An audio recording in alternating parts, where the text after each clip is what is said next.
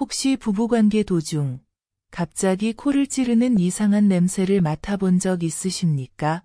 딱히 어디라고 말은 못하겠는데 분명히 어딘가에서 나는 비릿하고 묵직한 그 냄새. 순간적으로 숨을 참게 되고 머릿속이 하얘지며 분위기에 집중할 수 없게 되는 그 느낌. 그런데도 혹시 그냥 땀이겠지, 오늘은 좀 덥네 하고 넘기신 적 있지 않으신가요? 그날 그녀의 표정이 살짝 굳었고 당신도 모르게 고개를 돌렸던 바로 그 장면. 사실은 그게 몸이 보내는 경고음이었습니다. 단순한 불쾌감이 아니라 세균 감염이나 질환의 시작, 심하면 전립선과 요도를 넘나드는 질병의 예고였을 수도 있다는 것 알고 계셨습니까? 한국질병관리청의 최근 자료에 따르면 40대 이상 남성의 요도염 및 전립선염 유병률은 매년 약 6.8%씩 증가하고 있으며 해당 질환을 겪은 환자의 약 58%는 이전 부부관계 중 이상 징후를 느꼈음에도 불구하고 이를 무시하거나 방치한 경험이 있는 것으로 나타났습니다. 특히 악취, 분비물, 통증과 같은 증상은 단순한 위생 문제가 아니라 명백한 병리적 이상을 나타내는 신호이지만 많은 이들이 기분 상할까봐 혹은 괜히 예민하게 굴기 싫어서라는 이유로 넘어가는 경우가 적지 않습니다. 하지만 그 침묵이 불러오는 결과는 결코 작지 않습니다. 그것을 모른 채 계속 접촉을 이어가면 단 하루의 친밀감이 몇 달 혹은 몇 년간의 치료와 반복되는 고통으로 이어질 수 있습니다. 중년 이후엔 더 조심하셔야 합니다. 면역력은 떨어지고 회복은 느려지고 감각은 무뎌지는데 병은 더 교묘하게 찾아옵니다. 냄새는 가장 먼저 찾아오는 적의 그림자입니다. 오늘 이 영상은 당신의 건강, 그녀의 자궁, 그리고 둘 사이의 신뢰를 지켜줄 단 하나의 실마리가 될지도 모릅니다. 불편하더라도 끝까지 들어봐 주십시오. 어쩌면 이 짧은 영상 하나가 당신의 후반기 삶을 완전히 바꿔줄 수도 있습니다.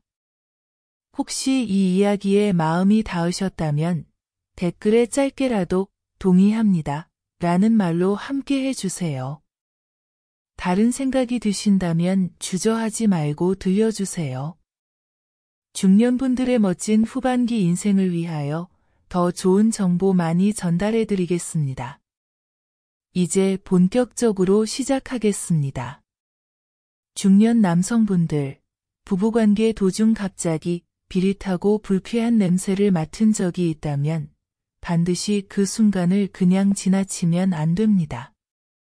그 냄새는 단순한 일시적인 채취가 아니라 두 사람 중 한 명, 혹은 둘 다에게 감염 질환이나 염증이 생겼다는 신호일 수 있기 때문입니다.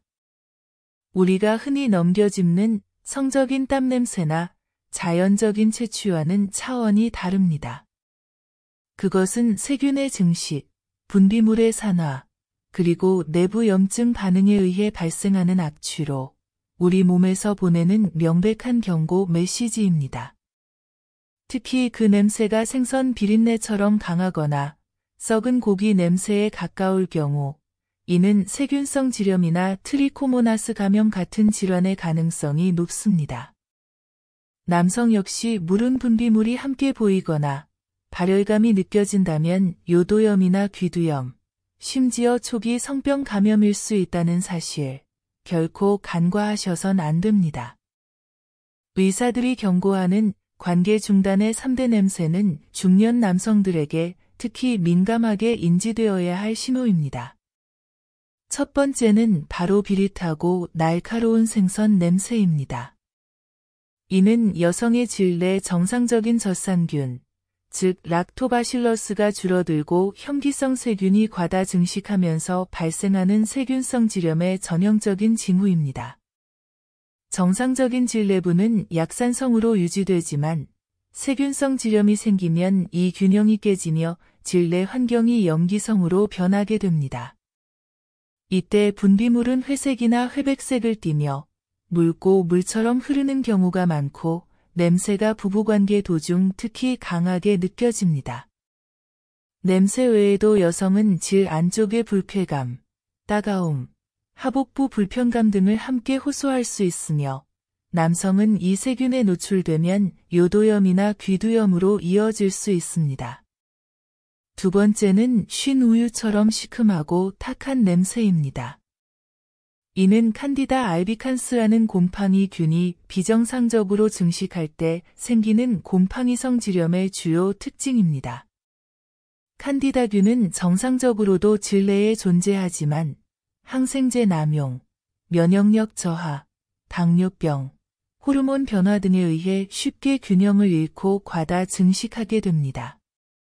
이 지렴은 강한 가려움과 따끔거림, 배뇨 시 자결감, 부부관계 시 불편감, 그리고 치즈처럼 하얗고 덩어리진 분비물이 동반되며 여성뿐 아니라 남성의 포피나 귀두에 염증을 유발할 수 있습니다.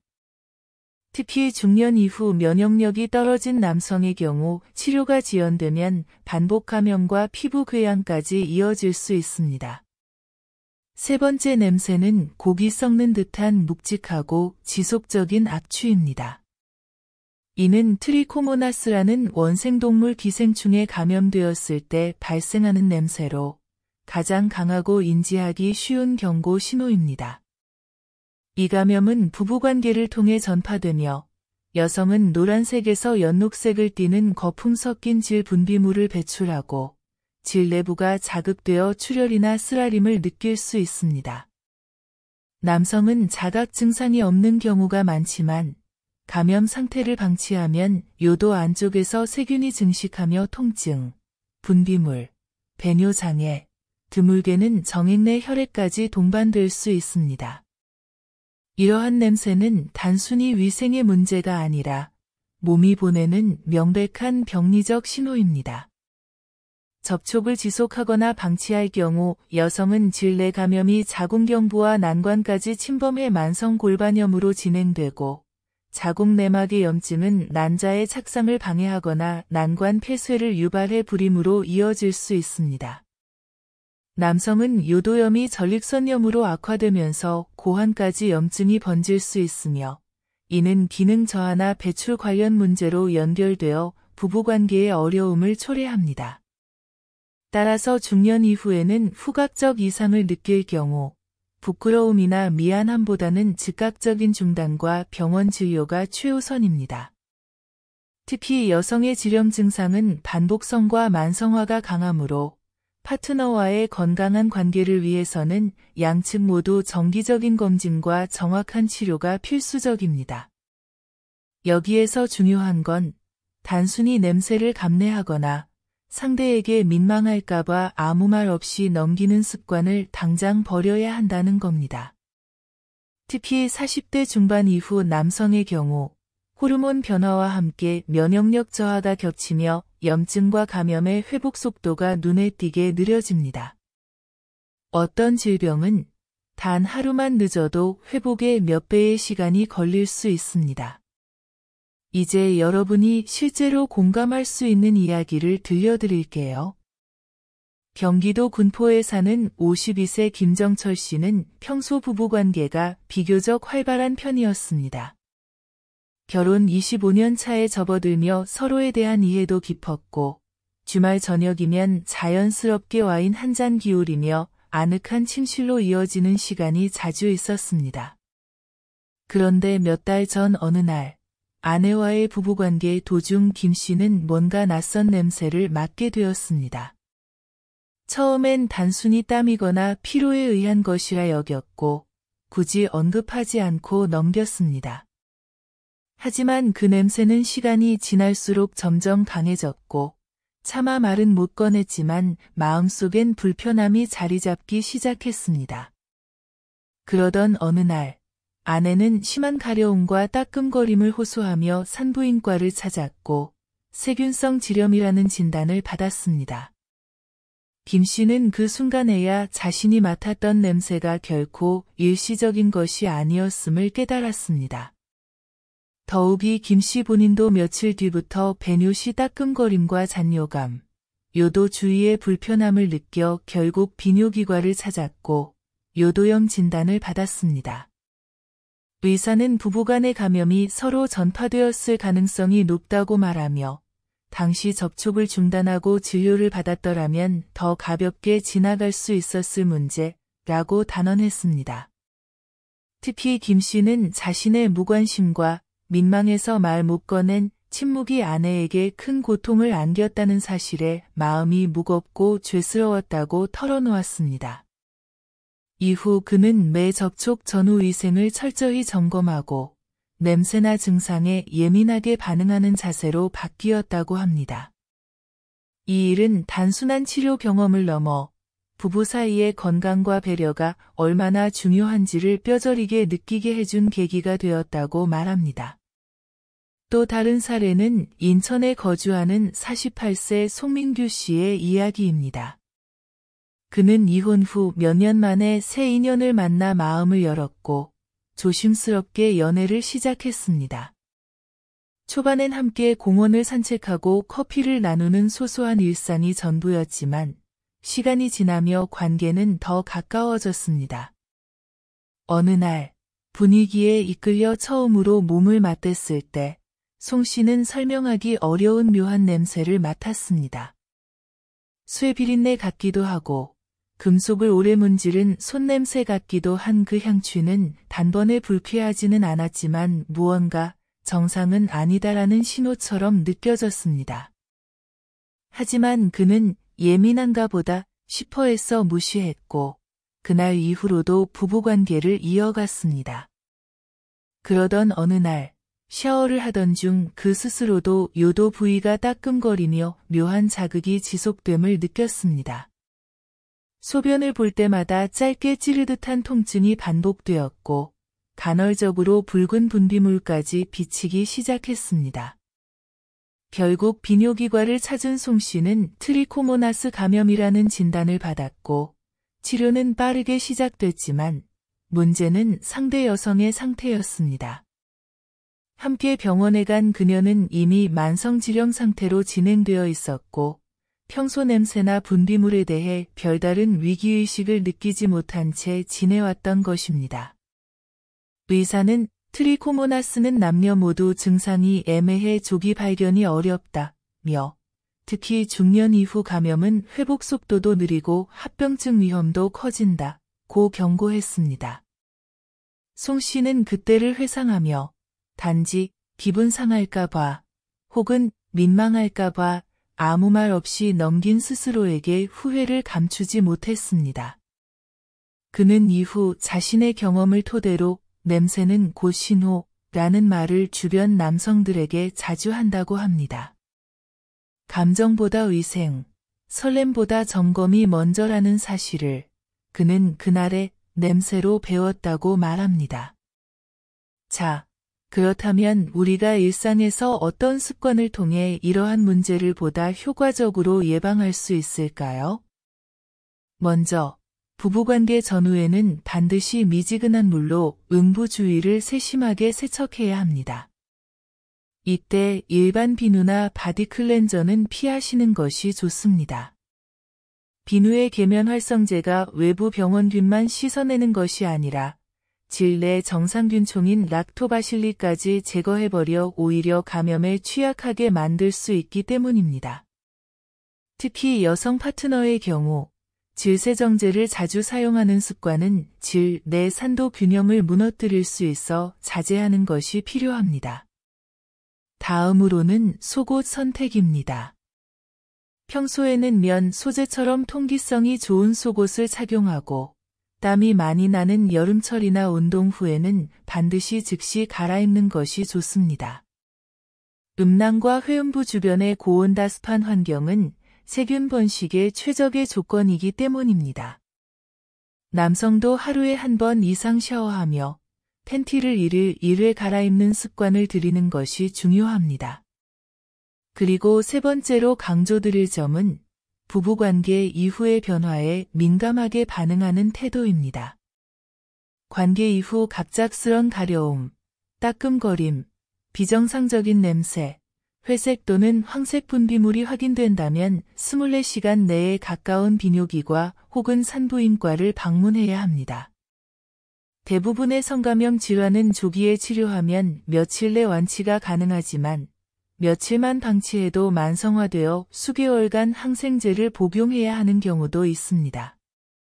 또한 항균 티슈나 인공향이 강한 청결제는 피하셔야 합니다.